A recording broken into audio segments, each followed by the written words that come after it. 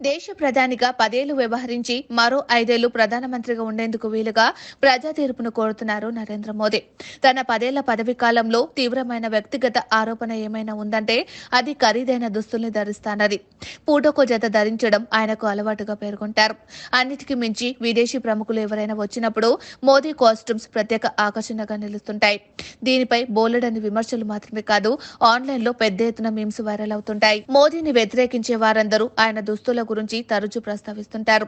తాజాగా ఇచ్చిన ప్రత్యేక ఇంటర్వ్యూలో తన వార్డ్రోబ్ లో ఎన్ని జతల దుస్తులు ఉన్నాయన్న విషయానికి సంబంధించిన అంశాన్ని తొలిసారిగా ఓపెన్ అయ్యారా అంటే అవునని చెప్పాలి. ఎందుకంటే తన దుస్తుల గురించి, దాని మీద వచ్చే విమర్శల గురించి ఆయన ప్రస్తావిస్తూ సమాధానం ఇవ్వటమే దీనికి కారణం. తన రాజకీయ జీవితంలో ఎదుర్కొన్న అతిపెద్ద ఆరోపణ తన దుస్తుల గురించేనన్న మోదీ, నాకు 250 జతల దుస్తులు ఉన్నాయని గతంలో గుజరాత్ మాజీ ముఖ్యమంత్రి అమర్ సింగ్ చౌదరి ఆరోపించారు. అప్పుడు నేను ముఖ్యమంత్రిగా ఉన్నా.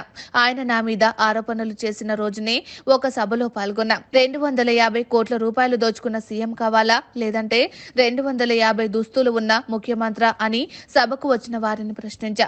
వారంతా 250 జతల దుస్తులు ఉన్నా పర్లేదు కానీ అవినీతి పరుడు వద్దని ముక్త కంఠంతో పేర్కొన్నారు. దాంతో ఇంకెప్పుడు విపక్షాలు నాపై అవినీతి ఆరోపణలు చేసే ధైర్యం చేయలేదు అంటూ పేర్కొన్నారు. తాజాగా ప్రధాని మోదీ నోటి నుంచి వచ్చిన వ్యాఖ్యల నేపథ్యంలో ఆయన చెప్పకనే తన వార్డ్రోబ్ లో 250 జతల దుస్తులు ఉన్నట్లుగా పేర్కొన్నారని చెబుతున్నారు.